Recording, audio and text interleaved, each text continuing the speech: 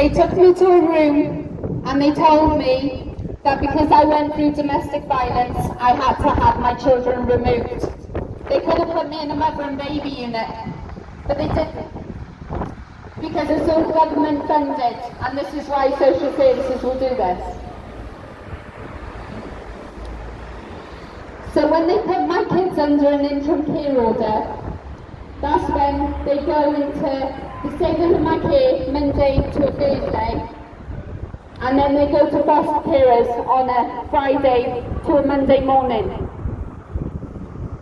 Now when my children were in care, interim care order, they were physically abused by the foster carers because my daughter used to do dance classes, and because she was so loud, she used to get slapped. Social services didn't tell me this. They removed my children because I got abused by my ex.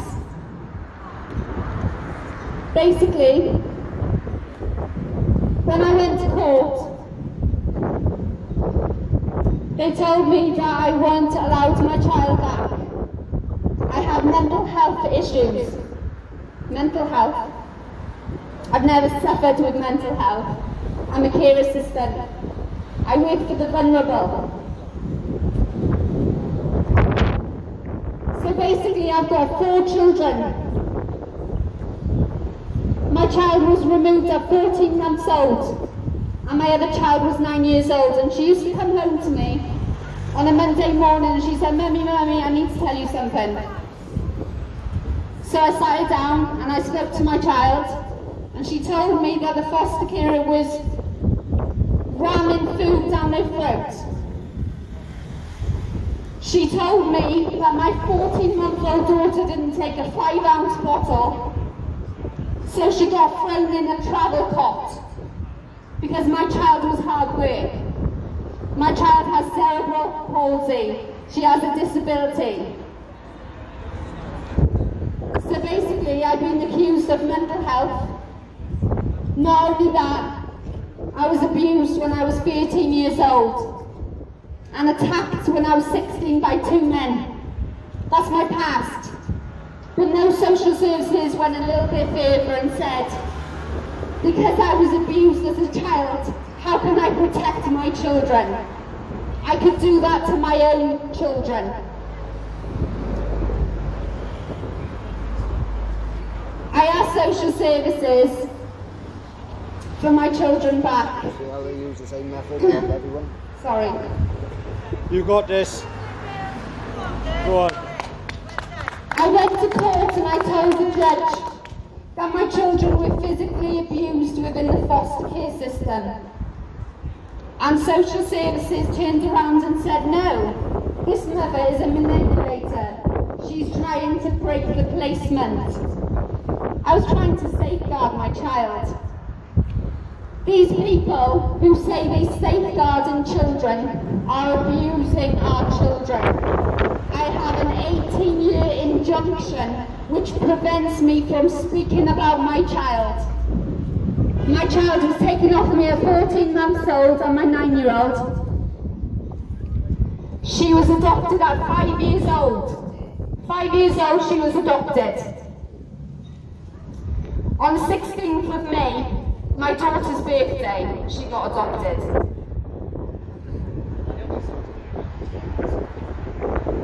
Sorry, what's that? Just a second. That's right. You got this. Doing well. You got it. When my child was 5 years old, she was adopted, as I said.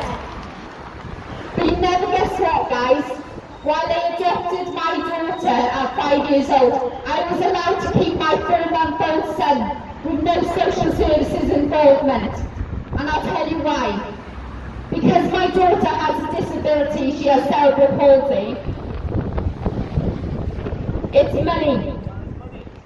The government pay the local authority, well, government funds, it's thousands. Not only that, I've got a 16-year-old daughter I've been going through parental alienation with my eldest. I was meant to have it back in 2017. After the adoption, a month later, they said I could have my child back. So I thought, no, I'll go to court, because why should I have my child taken off me when I'm, having my daughter back? Because I did that, they stopped me from having contact with my daughter. They stopped me having contact with my daughter because the foster carer had been sharing a bed with a 15-year-old child. Okay? This is child abuse. I'm not saying the foster carer did anything to my child, but when I text that foster carer, she said no. I wouldn't share a bed with your child, but then it was already in the paperwork.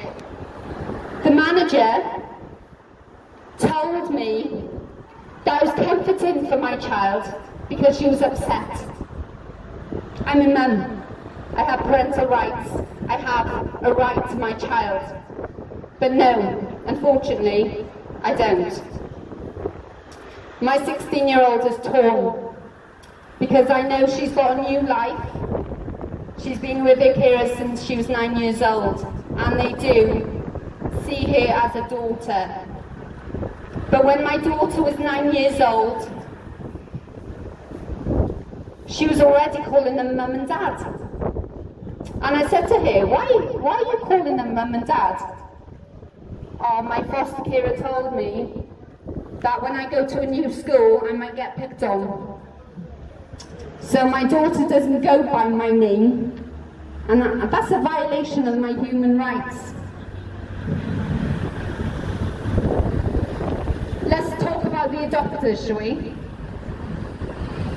These adopters that took on my child knew how much I was fighting for it. I revoked, I opposed, I owed my solicitor thousands. I'm still in debt, but my child is worth it.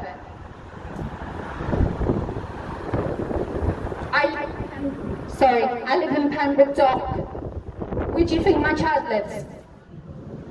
Locally. 18-year injunction.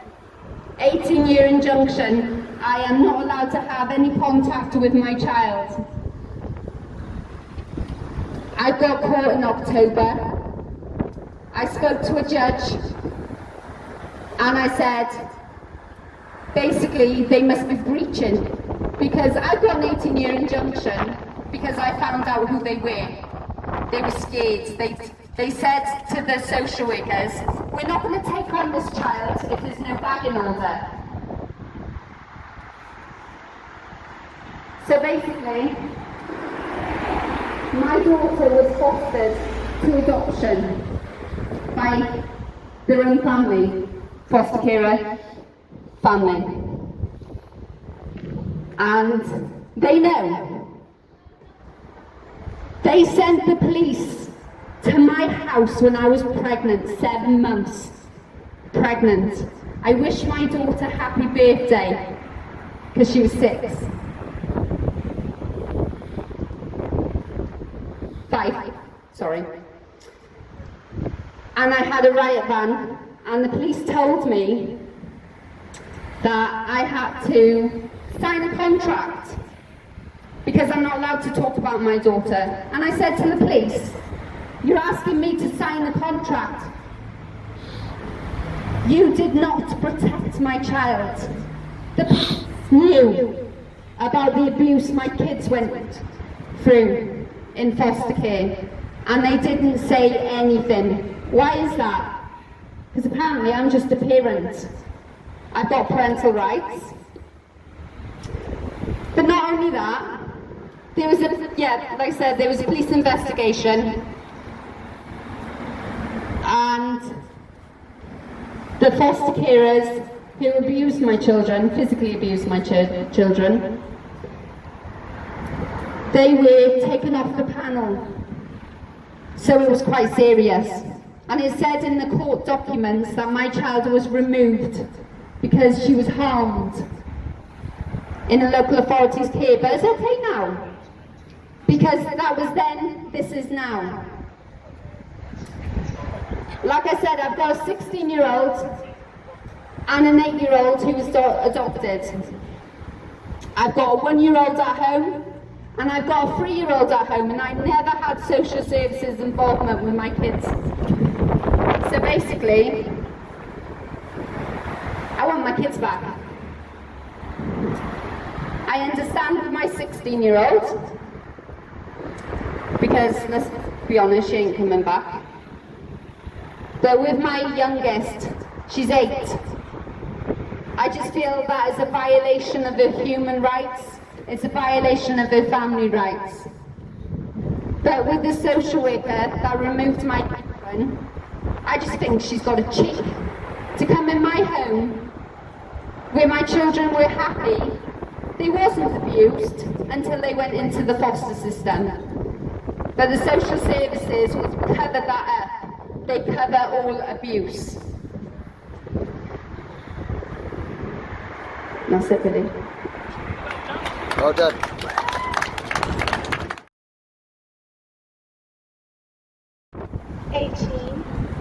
When I was just turning 18, and I was literally leaving supported lodgings, and my social worker at the time contacted I'm having a bit of a Check. You okay? by the care support I can't even think, but it was some sort of agency that didn't want me to have my child, as it was my first child and I was a young mum. I have suffered with anxiety and depression my entire life. I lost my father at the age of 14. I was abused multiple times by multiple different men, but I pulled through that and I'm still here. So I was currently finishing my therapy, and I'd finished all of that and I'd gotten over all of that, and then I became 20 weeks pregnant, and that's when they decided to start taking me to LAC reviews with the police, with the social services, with everybody there, and none of my family, which is surprising. No one who actually supported me was allowed in that meeting. My social worker actually turned around, one of the comments she said in the LAC review, which is actually locked down, that I must have mental health issues because I dye my hair. So she used that against me, and then used that because I was raped, I will rape my child. This is before she was even born. So I was arguing with them. As a teenager, I was not having what they were saying about me, so I did argue. I did everything they asked me to do. My partner was working with me as well. We were a solid couple. I got my house, which I now live in St. Florence, as I was pregnant. I did smoke a bit of cannabis at the time, which is a children's thing. I hold my hands up, that was wrong. I stopped all of that, and they still took me, and I told them I could do IFST, which is intensive family support. They refused that and told me I had to go to another training unit. Of social services for help. I asked them for help which I did, until I was having quite a lot of difficulties with my son who was in foster care. He was in foster care because he had really bad problems. We weren't too sure whether he was abnormality or whether he had autism or something. But he kept lashing out, arguing with his brothers, becoming very threatening towards me. So I had to ask social services for help. I asked them for help, but then after 6 to 7 months, they turned around and said to me that if I tried forcing him out of voluntary care, which is section 20, then they would forcefully remove my other 2 children, because my son hadn't had the assessments that he needed, and even social services said it'd only take 6 months for these things to be done. Well, 18 months later, my son's now crying and begging. He wants to come home. The social services were telling me that if I forcefully took him out, they're going to take my other 2 children. My son threatened suicide 4 or 5 times, but unfortunately it fell upon deaf ears. Until 2013, when my son had had enough, he wanted to come home, he didn't want to be in care anymore. I explained this to the social services. I spoke to the social services in the morning. They said they'd look over my son and make sure that he'd be all right. But unfortunately, my son decided to hang himself at 12:30 in Pembroke Comprehensive School. And even though I'd spoke to the social services, I'd spoke to the teachers, they was meant to have looked after him. They was going to put a liaison teacher in to watch after him. He was 13 years old. I went through court, and yes, my CAMS had found my son. The social services didn't found my son, but one specific social worker was put to blame for my son taking his life. And in court, upon inquest, they pointed the blame to one social worker, they pointed the blame to a non-referral from the doctors, and CAMS themselves said, I'm really sorry that your son fell through the gaps. She does want to, she will.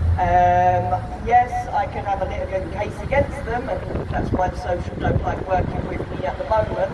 However, I am not up for fighting no more. They have took every piece of fight that I've got, they have took it out of me. You know, but I will stand here with all these people, very proud to say I want change. I want change within the system. I don't want money. I want them to change their laws and legislations. I want them to be not separating parents. I want them to support the parents. I don't want the parents to be alienated from their children through hearsay and lies.